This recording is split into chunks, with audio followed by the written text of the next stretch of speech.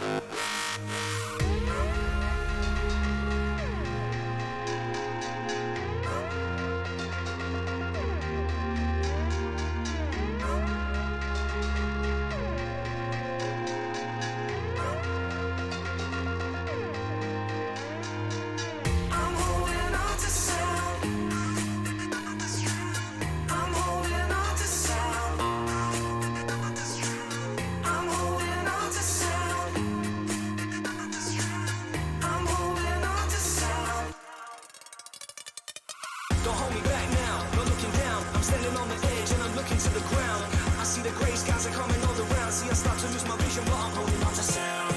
No fear, I'm still healing. Broken, but I'm healing. No fear, I'm still healing. Broken, but I'm healing.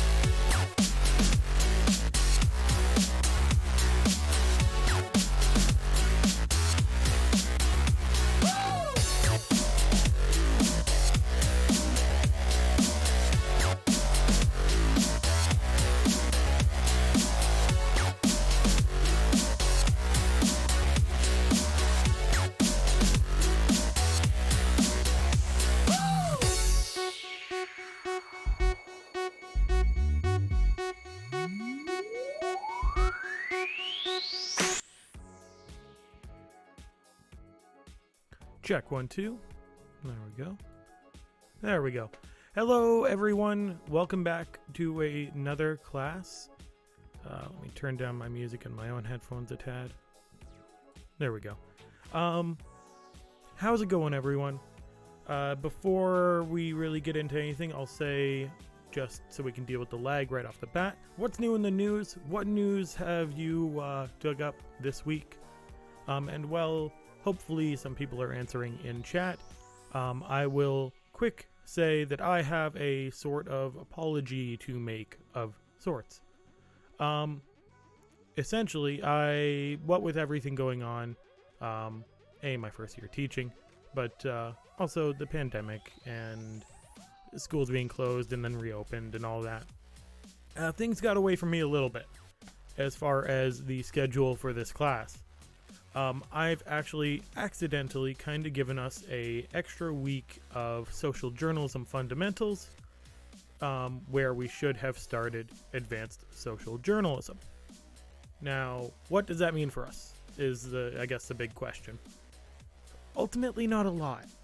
This class is designed to flow into the other one pretty seamlessly, and so I dedicated the last week of social journalism fundamentals to blogging. The reason this is important is because advanced social journalism has one assignment. That assignment is a blog that I want each of you guys to create.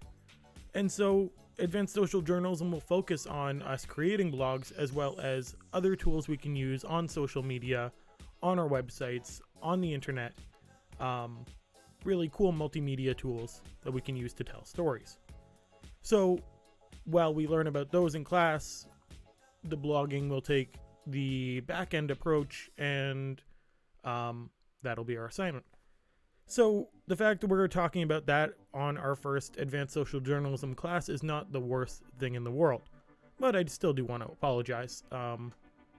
Things got beyond me for a tad, which is why you will be accessing course materials at this point from the advanced social journalism class on Canvas, instead of the social journalism fundamentals. The other thing this does that impacts you is if for some reason you go on social journalism fundamentals and cannot submit your LinkedIn assignment. If for some reason it won't let you, just email me the link. It's still due on Friday. The due dates have not changed. You're not being screwed over in any way in that regard. So no worries. What this also means is that after, not today's class, but after, on Thursday, so tomorrow, I'm going to be posting the blog assignment right away for you guys. So that if you want to get a head start on building your blogs, you can. If you want to hang around until our next week's class where we actually learn I walk you through how to build a blog on Wix online, you can do that too. So, there we go. I suppose I'm sorry. That's my quasi-apology for you guys. So, getting back to it, what's new in the news? I grabbed a few articles for you, like I do every week. But let's see if anyone in chat has anything to add first. I definitely see 5 users logged in here, so we'll see if anyone shouts out. In the meantime, I guess we'll cut right to it. We'll start with one that hits me close to home. This Ain't Hollywood, a venue here in Hamilton, is closing down, or it's being sold at least. The final closing date for the sale of This Ain't Hollywood is August 4th, but a final date for the bar hasn't been determined yet. For those who aren't familiar, This Ain't Hollywood's long-standing, it's been around for 11 years. Bar and music venue that's particularly well known for hosting punk shows, alternative music, as well as like Hamilton staples like trying to think who. Well, the Forgotten Rebels I think came by once, but yeah. So This Ain't Hollywood's very well known in Hamilton for being kind of an alternative music option, and it is kind of sad to see it go. Hopefully something good will replace it, although it may never live up to what I know This Ain't Hollywood as. I remember when I was in high school, I'd go here and check out the punk rock matinees that they held. Young Chris with his blue mohawk and knee-high combat boots. Oh, we got a whole bunch of shout-outs in chat. Let's see. Naughty Dog got their new Last of Us game leaked to high hell. Yes, they did. It's been a disaster for Naughty Dog in that regard. We'll see how that goes. That actually reminds me of another story that's coming up in a moment. Joanna, there are some murder hornets that have been seen recently. Yes, there are Japanese giant hornets that have been seen in BC and northern United States, northwest United States. We'll see how that goes. Honestly, they're less of a concern for us, more of a concern for the bee populations out there, because I've been doing a bit of reading on them. For those who don't know, which should be all of you, I actually used to have a very crippling fear of bees, and I got over it by studying them through and through, and actually studying beekeeping, watching beekeeping videos on YouTube. And so I'm very familiar with that story. Apparently people are allowed to go outside for the long weekend in May. Interesting. If you have a link to an article about that, please throw it in chat. Otherwise I'll look that up after class. And yes, played This Ain't Hollywood a handful of times. Yeah, it's sad to see it go. Like I'm being low key about it, but a lot of really good and the odd not so good memory from This Ain't Hollywood. But that's what happens with a long time friendship. If you're not familiar with it, I recommend checking out This Ain't Hollywood, or like looking into it. Of course, we can't go there right now. Hopefully the entire lockdown will kind of be backed off a little bit so that we can at least go say goodbye. Yeah, The Doors is still kicking. Hopefully the Doors stays kicking for a long time. Good tacos there. Good music there too. Let's move on to our next story. And I'm actually going to, real quick. There we go. I'm gonna throw that there. So, up next we have AMC Theaters are splitting with Universal after the Trolls World Tour VOD release. Let me explain this story a little bit, because it's another one I know a bit about. AMC Theaters is a theater chain in the United States, much like we have Silver City, Cineplex, Landmark Theaters here. AMC runs AMC Theaters as well as one other whose name I can't remember. Basically, there was a big spat between them and Universal because Universal decided to put its new Trolls movie out on video on demand because no one can go to the theaters right now. So AMC kind of freaked out about this and decided, well, if you're going to do that, we're banning all Universal pictures from our theaters. We won't show anything by your company. That's all well and good. Except, bear with me on the numbers. I don't know the exact number. Trolls World Tour on demand made way, way, way more money than the first Trolls movie ever did in theaters. Like in its first 5 weeks. So clearly Universal won here. Universal made its money. It's happy. Clearly video on demand is a viable option for these companies. Just think about how many people, if you happen to know anyone, who watched Frozen 2 on Disney Plus when it came out. Didn't catch it in theaters, didn't do any of that. But think how many people started watching that. Not that I did, but I know enough people with kids in my life that it's been a thing. So I talked early on in our class back when we were meeting at Mohawk about the idea of what does this mean? What does one little story mean for the bigger picture? Essentially what this means, I'll just go back to the picture because why not? Essentially what this means is that video on demand is a viable option for movie production companies. Think of it like it's a 3-stage process. You have the production of a movie, you have the release of a movie through a movie theater, And then finally, you have the consumption of the movie through the audience.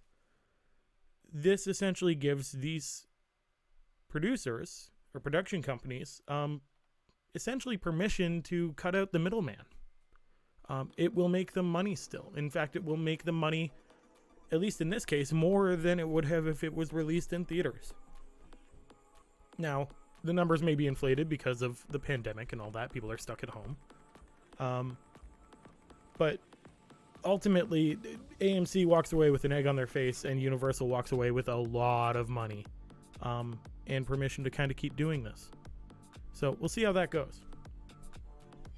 The other two articles I have aren't so much something to talk about in depth. One is a CBC Hamilton article, just how Hamiltonians are growing during COVID-19. I'm going to shrink the chat box a little bit. There we go. So how Hamiltonians are growing during COVID-19. This is kind of an ongoing piece where people are talking about the changes they've had to undergo. Quotes from them, bit of information about their own lives. I actually responded to an old professor of mine, her Facebook status, essentially asking the same thing. Like, what technologies have we had to use that we wouldn't have been using if not for all that's going on?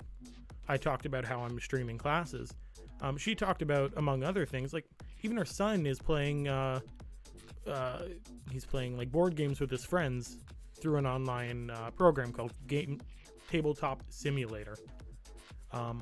It's very interesting. Definitely worth a read this. It's a very quick read. And then finally from the Good News Network, because I've made it a habit of checking out the Good News Network to cheer myself up, we have how Mr. Rogers got through his own periods of quarantine as a boy who had breathing problems. So for those who didn't, well, I hope you all know who Mr. Rogers is. If you don't, please look him up.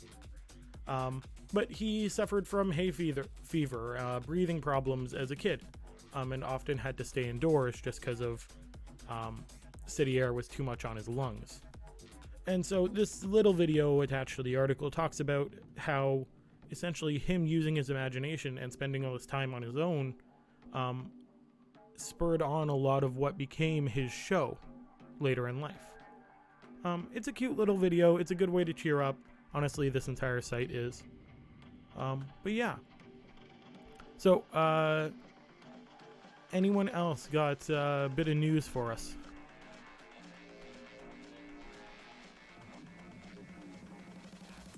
I will say, as far as the murder hornets go, it's a very interesting story, and there was actually a comic put out by the Oatmeal, for those who are familiar, about how Japanese honeybees deal with the giant hornets. Essentially that they hug them to death. Also recommend looking that up.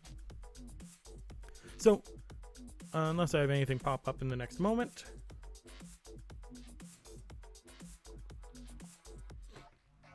we're going to talk today about blogging. And I know I've talked about blogging before, but we're really going to get into the nitty-gritty of it. So let's get to it. Slideshow mode. I'm also going to try to bang through this relatively quickly. That way, you guys can have a little bit more time to get your LinkedIn assignments done.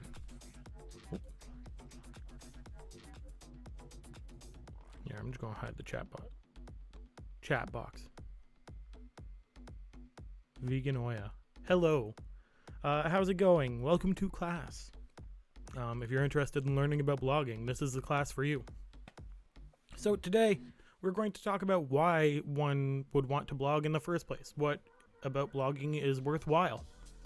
We'll talk about the different steps to blog building, and then we'll go over a few tips about what good blogs do versus bad blogs. Pretty straightforward. So, first off, why we blog. Because at the end of the day, your voice matters. Whether you're just a member of the community, just saying your bit, whether you're a social, fighting for social justice for a group or groups of people, or even if you just have a hot take on a video game, your voice does matter. It's valuable. Blogging is all about saying your piece. You want to turn down the music slightly. You want to be able to take your own perspective and put it out there for others to read. That's what blogging has been since day one.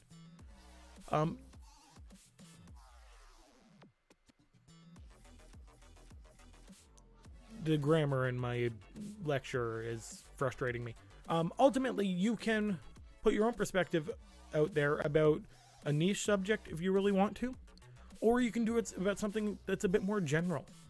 Vloggers, with a V, are particularly well known for kind of talking about things generally. Anyone who recalls, God, I'm dating myself here, but anyone who recalls like Perez Hilton on YouTube will know that they'll talk about whatever is getting the most attention right now. And there's value to that. For some. Not really my thing, but it's still viable. At the end of the day, all this relies on is that you have a personality, which you guys do.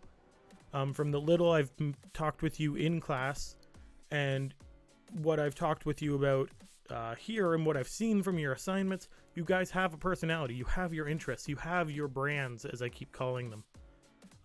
So all that matters is that you have those things and that you speak about them. That's sometimes the tougher part, and we'll talk about that. So again, your voice matters. We've been talking about your brands, your products. Creating a blog is one area of that where the rubber really hits the road. It's kind of a put up or shut up moment. Blogs give you the chance to talk about your product or your interests to an audience who cares to listen. At first, you're going to be talking to the ether, talking to essentially nobody or everybody, depending how you look at it. But as you develop it, you're going to start building an audience of people who care about what you care about. At the end of the day, no matter what your field of work, you need to be able to talk about your product. Even if we weren't talking about blogs, if you were, there's a tire on the screen, so if you were a used car salesman, you need to be able to talk someone's ear off about the used cars, the wonderful cars that you're selling to them, and how they're getting a deal. Same with whatever you might talk about in your blog. That thing of interest to you, you need to talk about it in a way that you know it should be of interest to the audience. That's what blogging is about. That's what selling a product is about. So what do you talk about? Ultimately, the only thing that matters about your subject is that you're able to talk about it. And I'm going to keep driving this point home again and again and again. You need to have a passion for your subject. You need to have knowledge about your subject. You need to be able to sit down with someone for an entire conversation and not really come to an end on this subject. You need to show people you know what you're talking about, because I've talked about it before. The internet's really good at sniffing out phony, someone who doesn't care, someone who doesn't know. So you need to be able to prove that you do.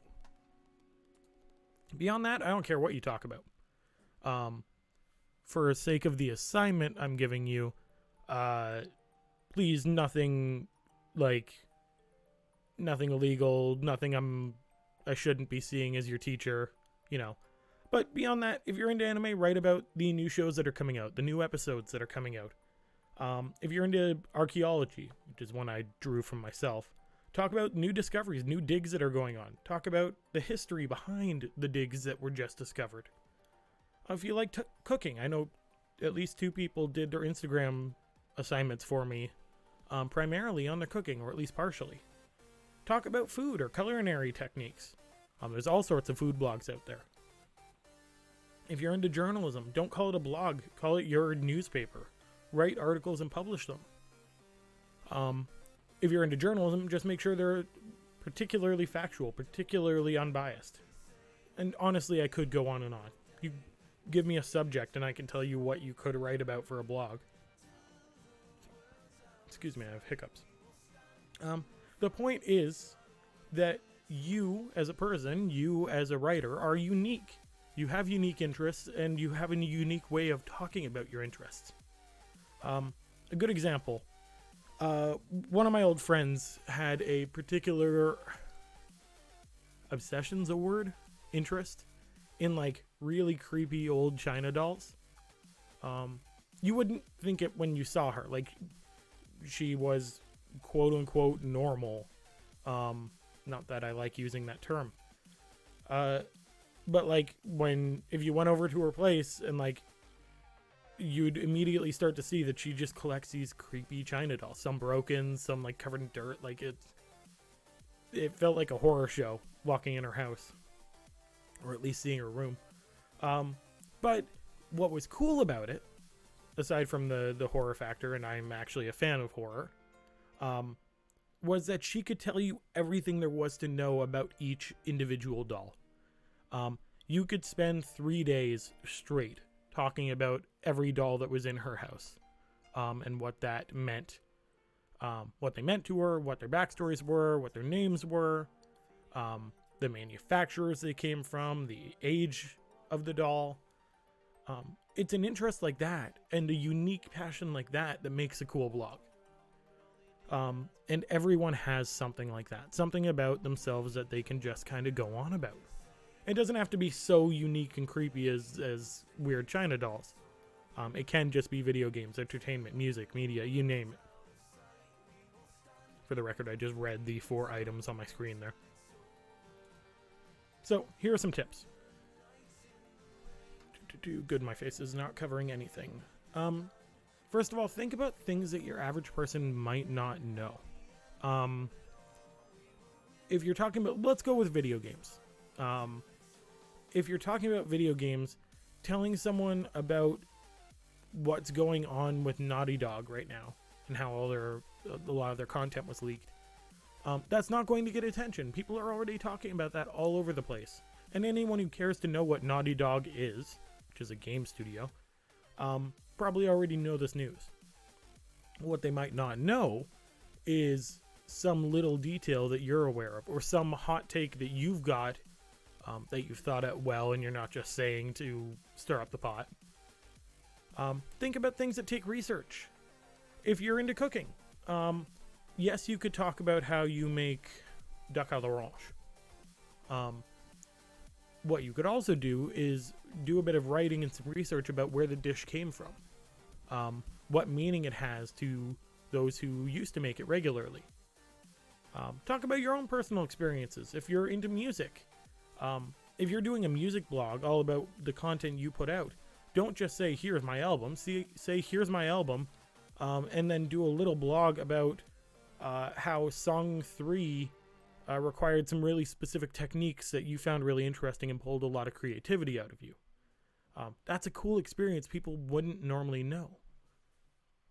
Talk about things that are of great interest. If you want to be a bit more general,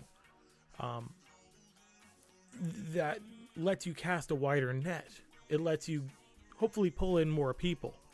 Then you draw them into a bit more niche subject matter. Talk about new things that are ongoing. The reason that news is doing so well with coronavirus is that it suddenly happened. That's why news is as valuable as it is, because it constantly talks about the new things that are going on. Refer to news media, or news/media values. They're called news values. I also call them media values. I've posted these with all the materials on advanced social journalism on Canvas. I'm just a little resource about what news values are, because I forget if we've gone over them. But it's essentially the idea of a story is valuable if it's new, if it has conflict, if it's entertaining, if it impacts a lot of people, if it's close to home. There's a few more that are escaping my mind right now. Referring back to those will help you not only create news if you want to indulge journalism, but will help you create content in general. I was talking to my video students about how using news values to determine whether or not making a video is worth it is just as viable as writing a news article. Moving on. This is what we'll slow down, talk about for a moment. So what about if you have anxiety? What about if you're anxious about saying your piece. You have your interests, but you're afraid to talk about them. Well, as it says here, I myself am a very anxious person. I've done a lot to learn to get over that, but it can be hard. It can be really hard to, A, get over it, but it can be hard to talk about your ideas and interests when you're anxious. It's that idea of, what will people think of me? What will people say about my work? What do I do if someone criticizes it? There's a million and a half thoughts that go through your brain at that point. My advice is let your online self, or at least the self that has to do with your brand, your social media self, your blogger persona, let that be a character. It's way easier to act than it is to just plow through anxiety. It's way easier to be an actor than it is to be your own therapist. At least in my experience. There are times to think about how you're thinking, how you're feeling, cognitive behavioral therapy, mindfulness, all of that. Posting on social media doesn't need to be that time. So, for me, I refer to it as putting on my journalism hat, or my journalist hat. When I'm in that character, when I'm in that persona, I'm not worried about approaching random people at a festival to talk to them. I'm not worried about taking up too much of someone's time for a good video. I'm not worried about, someone stepped out of frame, out of focus on video. I'm not afraid to say, hey, I need you to move a foot toward me. I do the same thing teaching, if I'm being honest. Like, myself when I turn off the camera is very different than myself when I'm talking to you guys. I call it being on. You have to be on, right? And so turning yourself, flipping the switch to on to be a blogger can be just as viable as doing that to be a teacher or a journalist or anything. And your blogger character, if you create this character, doesn't have to worry about what people will think of them. At the end of the day, they're just a character. Like, once you've turned that switch back off, you don't have to worry about that blogger persona until you turn that switch back on. That's my advice to anyone who may be anxious, because I know that can be a problem.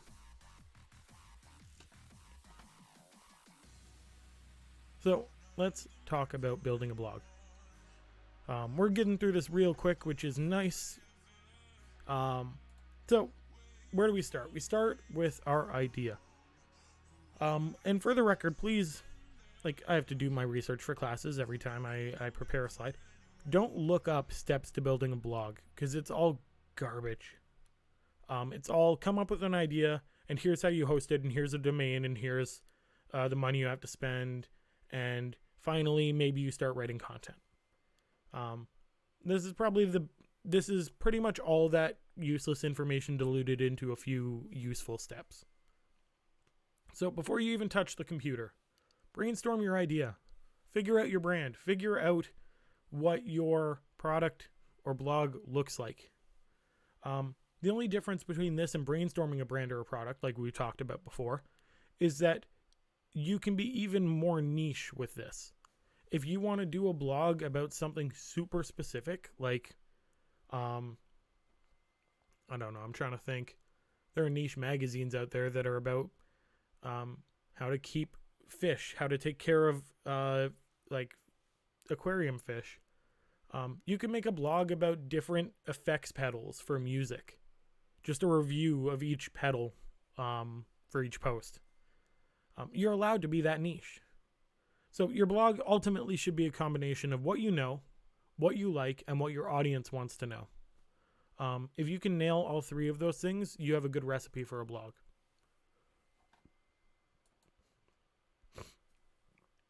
Next up, we're going to brainstorm your posts. A blog is useless if you don't have ideas for it, if you don't have content for it. Your overall idea is important, but you need to make a list of potential ideas. Organize it into themes, maybe. Ask how much time each will take to write, because if they take way too long, you might want to trim them down. You might want to split them up. My rule of thumb is if you can't come up with a list of 10 items with relative ease, consider reworking your concept of a blog. I remember my music stopped. I remember at one point. Okay, there we go. We're back. I remember in the middle of college, myself and a few friends created a blog media company of sorts, all about nerd news, anime, video games, tabletop games, D&D, superhero movies, you name it, we kind of touched on it. We called ourselves Stab Media. And every week we'd sit down and have a pitch meeting, essentially. We'd say, here are our ideas. And we'd take our whiteboard, which actually, funny enough, is sitting next to me, and we'd just list every idea. And if we could come up with, there was 4 of us, so we could come up with 4, 8, 12, 16 ideas in a week. That meant we were on track. We wouldn't necessarily make 16 posts in a week, but we knew that if next week we could only come up with 3, we still have that one idea on the back burner.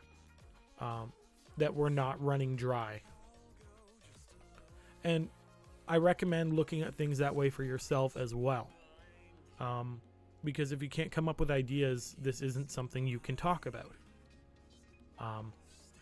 So move on to another idea. So what next? There we go. So blog domains. And this is all I'm going to talk about this today. Next, you have to go online. You have to figure out where you're going to host your blog, where you're going to put it. There are all sorts of different platforms. Some are free, some cost money. Some are free up until a point. Some have lots of functions and some are really minimal. Some require a whole lot of web design, knowledge of like HTML and CSS code. Some don't require any. They're called WYSIWYGs. What you see is what you get. Even still, you have the option of you could find a domain and then just write your own website from scratch if that's your thing. I don't recommend it. It takes a lot of time and a lot of effort. I suggest personally looking into Wix, Blogger, or WordPress. Blogger and WordPress are completely free. Well, all of them are free. The rule of thumb is you start spending money if you want more advanced functions, right? Like on Wix, if you want to be able to sell a product on your blog, then you have to pay money. On WordPress, if you want a really nice looking theme, you might have to pay someone money for it. But you can still make a completely functional blog for free. In fact, once this is over, I'll probably pull up an example of my own blog, which I also made for free. In advanced social journalism, which is kind of what this is at this point, we'll be looking at Wix. That's what we'll be playing with. If you want to work on another platform, that's cool. But I'll be teaching Wix. I might not be able to give you help with Blogger if you decide to make your blog on there. Ultimately, this is a big decision. There are all sorts of different guides and reviews out there for the different sites. I recommend looking into them. But again, for the time being, we'll use Wix because it looks pretty. Then it comes time to design. Once you have your blog, it's time to make it look pretty. The big choices are the layout of your pages, the fonts and colors you use, how you'll showcase your photos or videos. Will you use a gallery? Will you just post them on main posts? Figuring out your contact and bio pages because these are important. Your blog can't necessarily, won't say it can't, but most blogs aren't just the content. They're also about you. They're about the writer. And so contact and bio pages are important. At the end of the day, there we go. At the end of the day, in my opinion, this is the most fun part of building a blog, like outside of writing the content and populating it. This part can take way too much time if you're like me and you get down to the nitty-gritty details. I've spent days designing blogs. Sometimes for fun, sometimes for assignments. What's nice is a lot of sites, Wix included, have templates that make this a lot easier and a lot quicker. You can just choose a template and then tweak it to fit what you want. So if you choose template X and decide you don't love the fonts, you can change up all the fonts. But you didn't have to design everything to come to the realization you don't like the fonts. So again, we'll be looking at that next week.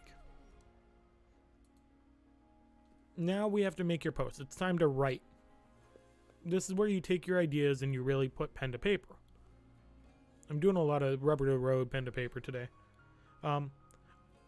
I suggest using the rough draft editing method. The same way any teacher presumably has ever told you how to write anything. It's always a safer bet to write in Google Docs or Microsoft Word and then copy everything over once you've proofread. Like once you proofread, once you go over spelling, grammar, once you clean everything up, tidy it up.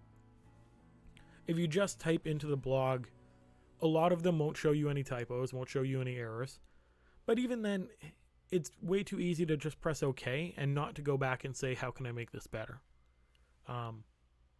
Do yourself the favor and give yourself a period of editing where you can just make things better.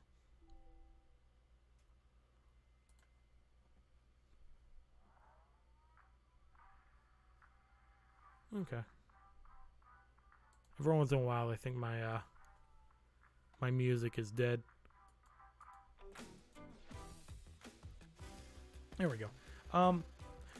As well, the only other thing to talk about with post creation is your photos or your graphics or your video. You need to figure out what you're going to do there.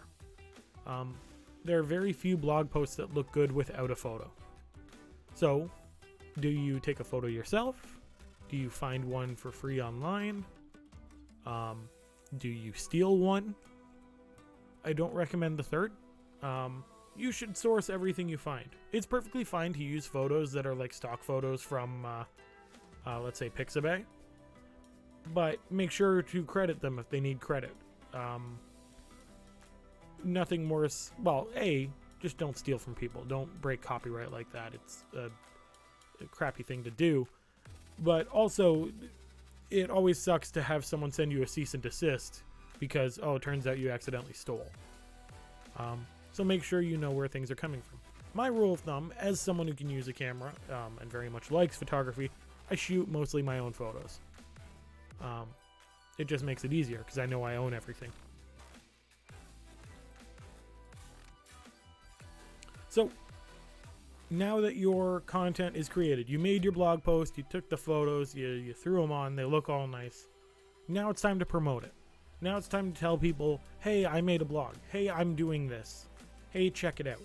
Share it on social media. Find groups who might be interested in your work. Again, I recommend Reddit and Facebook for that. I suggest you refer back to our lesson on promoting your brand because it's the exact same thing. Consider your product your blog. It will take time doing this process to see the benefits of all your effort, of all the work you put in. But it will be worth it in the long run.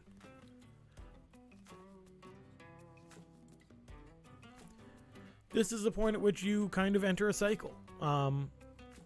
You enter this cycle of content,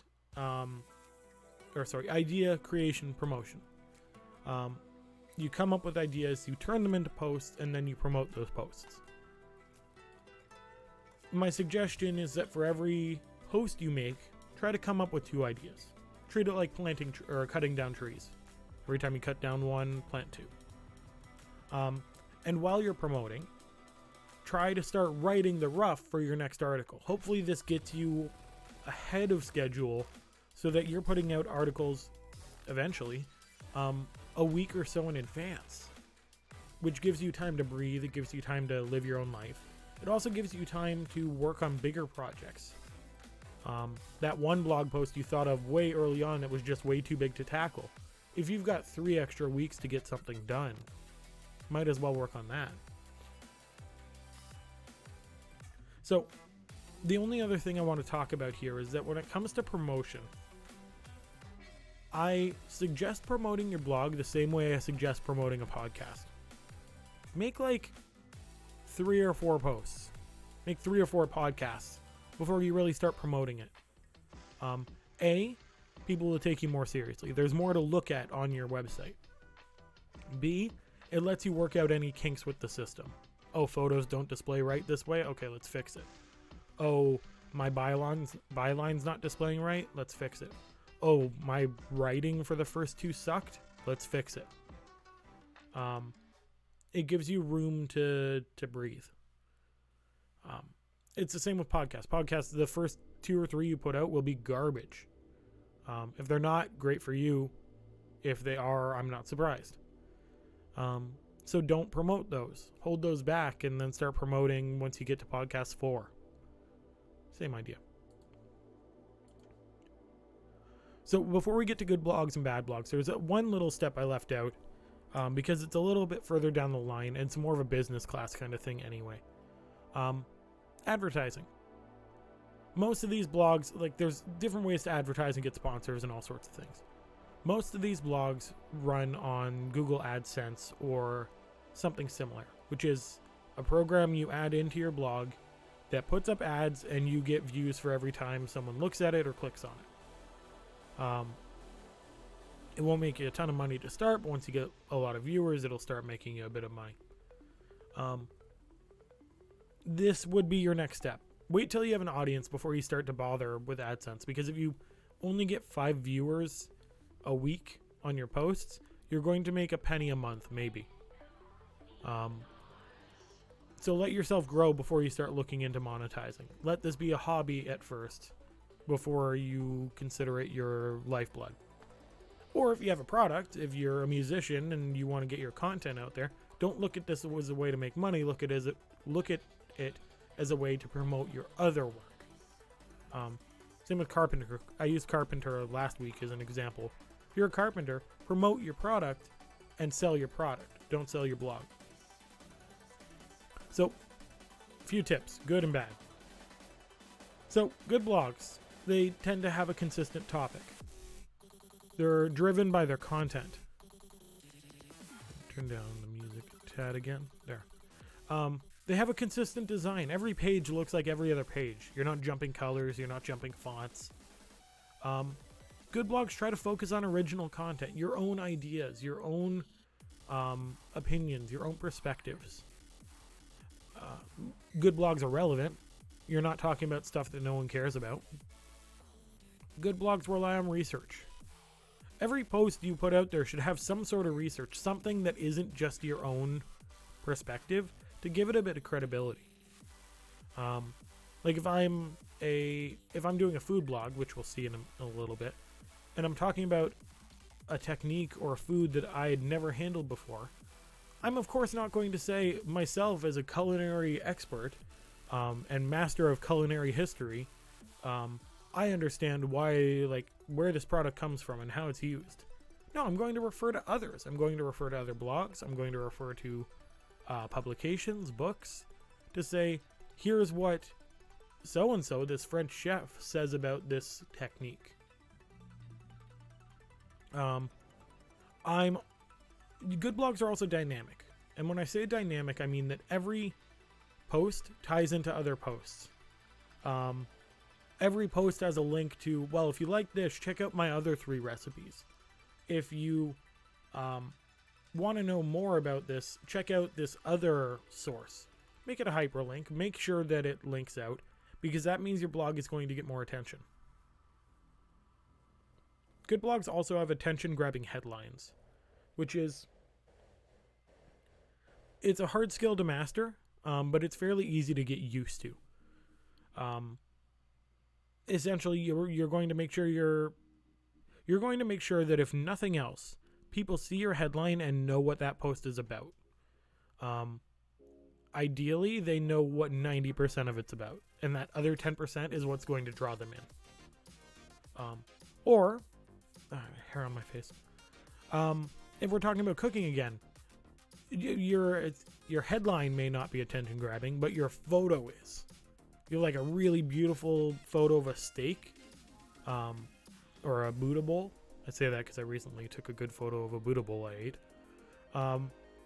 Use that photo as your headline to draw people in. Good blogs, finally, encourage commenting and communication. Blogging is not, despite what a lot of people think, blogging is not about me just yelling at the audience, my opinions. Blogging is about me saying to the audience, here's what I think, and them saying, here's what I think. It's all about the communication. That's what builds you a loyal audience. So, next up, we have bad blogs. Bad blogs are inconsistent in their topic. They claim to be about one thing and then change their topic 6 times over. They have an unclear or bad writing style. At the end of the day, for any of you who are considering journalism, social media, anything like that, like, work on your writing. It can always be better. I've seen some of your assignments. There are definitely areas for improvement. Not that you guys are bad writers. Work on developing not only your writing skills, but your writing style, your own voice. That's the root of blogs. That's the root of journalism. And those are kind of the two things we're talking about here, right? Bad blogs are full of typos and grammar errors. Just make sure that they're not. It's not a hard thing to do. Bad blogs don't post regularly. You'll get a post one week, you'll get 2 posts another, you'll get nothing on the 3rd week. It's a pain in the butt. That is a bad blog.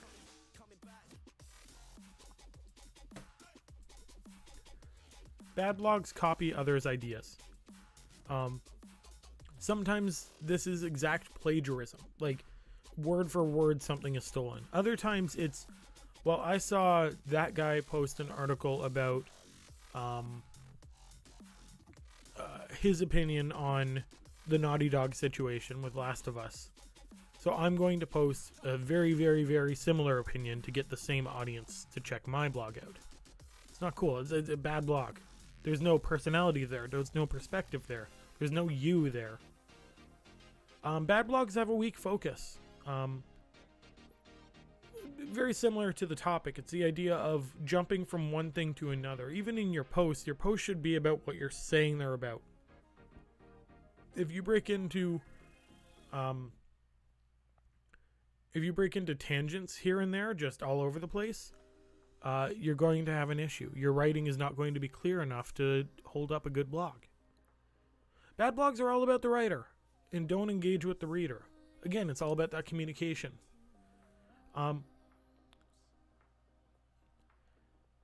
Yeah, it's a matter of you need to know who you're writing to, and you need to write in a way that they're attracted to the idea of commenting, talking back to you, liking your post, sharing your post.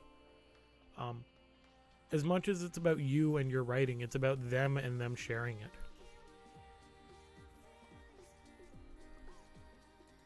So, before we break into examples, because I have one example I want to go over. We're done a tad early. Your LinkedIn profile assignment is due on Friday. If you can't, for some reason, get into social journalism fundamentals and submit it the normal way, just email me the link. All the information is on Canvas. You should be able to go and at least look at the info. I don't know whether you can submit right now. It's a big thing. The only other thing I want to say is, well, real quick, shout out if you've already done your profile or already created it enough for other people to add you, out of curiosity. Lord knows my account's up. Feel free to add me as a connection. But there's also a class list of people's given names on Canvas that you can refer to. So pull up the list, look up the first person, look up the second. When you find them, try to connect with them. Don't be a jerk and not connect with a classmate, because at this point we're all just trying to get by with all this. Feel free to, if you really dislike the idea of connecting with someone, feel free to delete the connection or even your account after this is all done and I've marked you. But for now, if someone sends you a connection request and they're from the class, just add them. But yeah, so please shout out if you do have a LinkedIn profile done. That way we can at least know who is open to connections. So here's where things get a little bit blurry.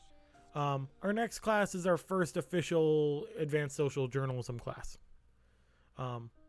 In that class, we're going to execute some of the skills we learned in fundamentals. We'll spend time going over different multimedia tools and how to use them. Things like creating a timeline, things like creating, using Google Maps to better tell a story on social media or on your blog.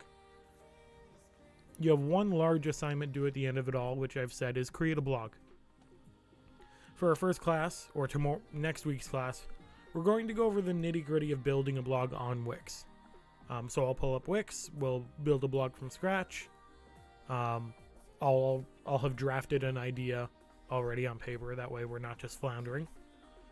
In the meantime, think about what you want to blog about.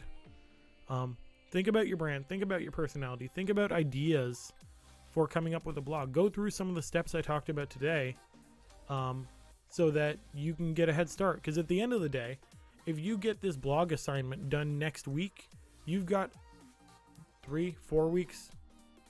I don't have a calendar in front of me. You've got a few weeks of just coasting. I mean, you can just attend the class, learn the stuff, but your assignment is done. And if you realize there was something to improve, you can always improve. So, well, you have my email. What I'm going to do now is switch to Cam. There we go. And I'm just going to pull up one of my old blogs. So I know someone's out there in chat. Do any of you have a LinkedIn profile done yet? If you say no, that's fine. It's due on Friday.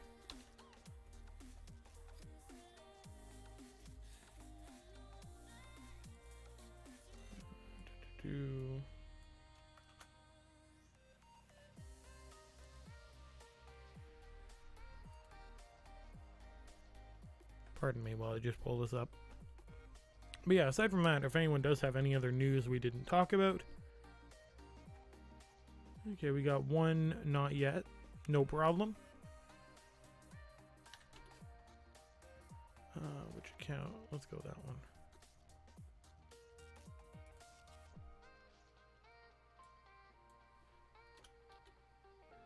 Another not yet.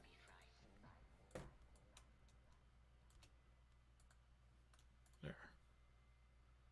Sorry, I have 3 emails for running my blogs.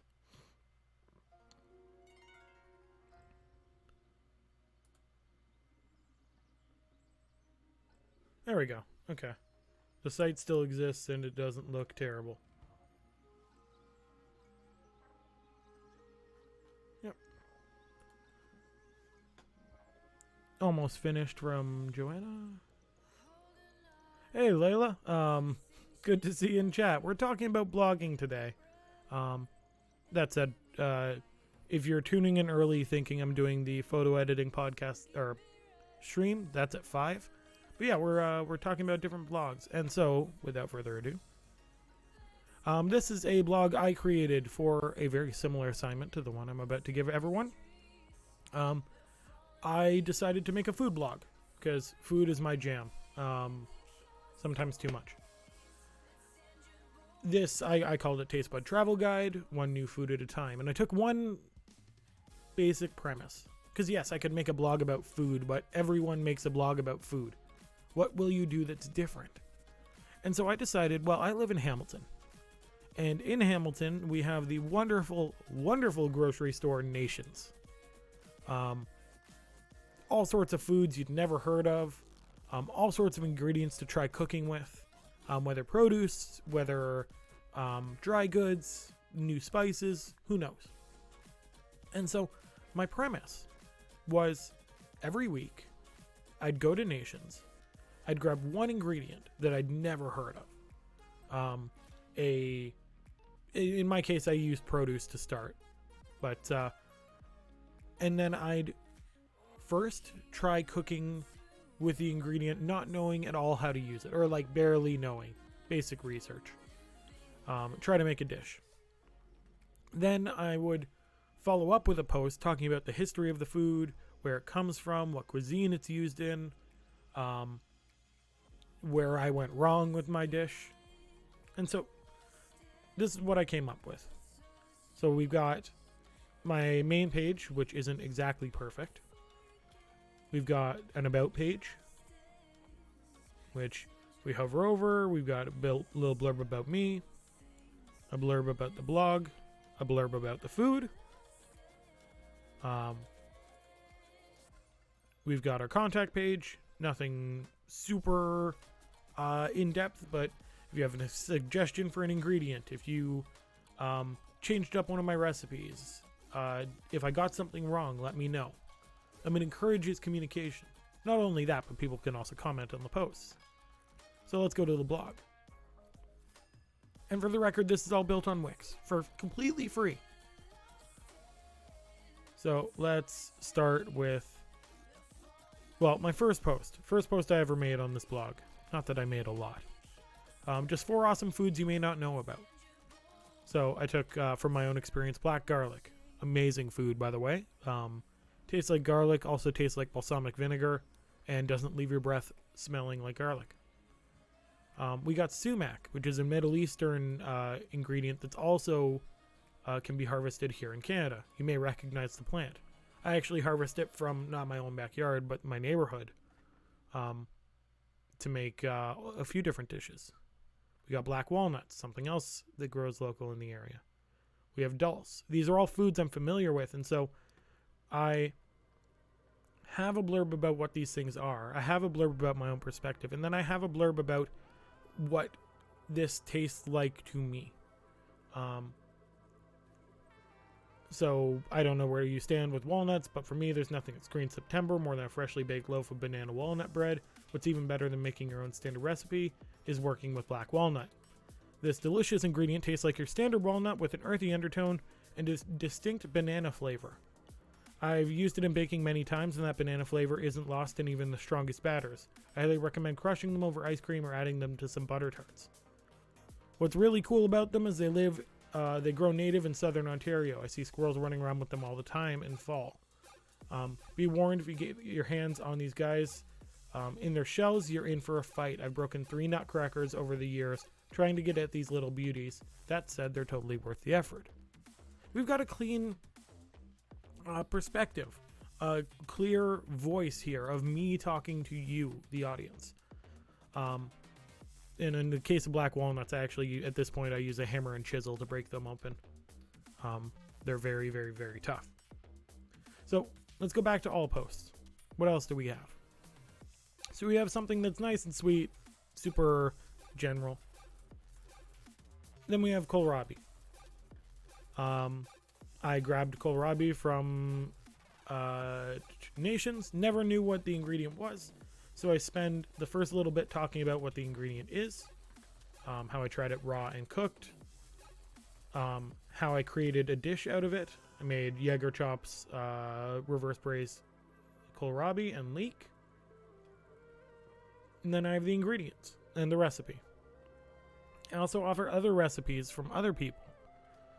This is where you really flesh out a blog post.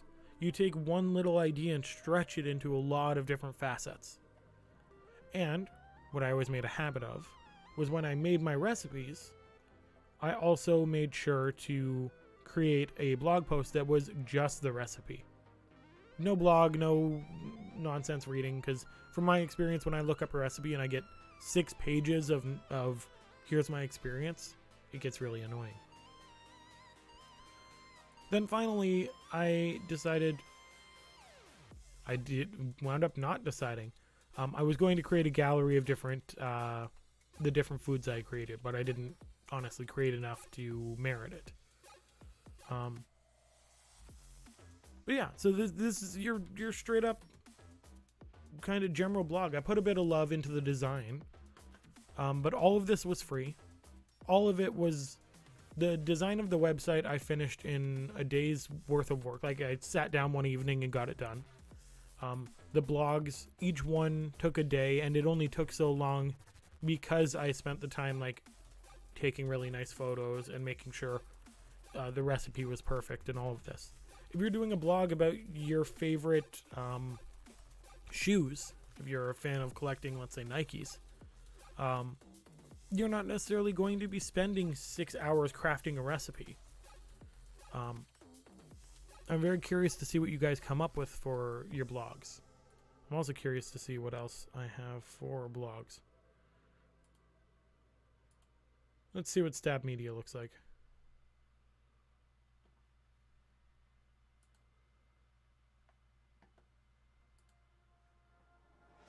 This site might not hold up depending on how... Actually, not terrible. So we go into news. This was myself and my friends doing nerd news posts. We don't post anymore, obviously. Haven't since mid 2018. But we have each of us have a byline here. We each have our posts that we create. We had an entire week where we did manga. Or, sorry, anime. Dragon Ball Z, Akira, Studio Ghibli, Fooly Cooly. But really, these blogs are fairly simple to throw together. You'll notice that this design isn't too much different from the other one. Don't love the color palettes. And in this, we talk about all sorts of subjects. We also have a page for, we had 2 podcasts that we put on at that time. We had all sorts of videos that we'd put out. We went a lot more in depth with it, but this is not too hard a thing to get started on. And honestly, just look up Wix.com and play around with it. It's a really good way to get familiar with the platform. So while I log into my other account and just see any blogs I might have there, do we have any questions? Because after this, I'm probably just going to log off until my stream later.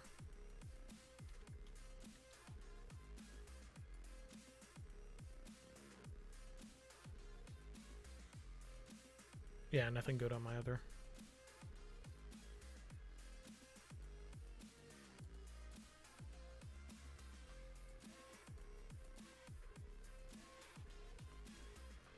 So, I'm going to give it a quick second for any questions anyone may have.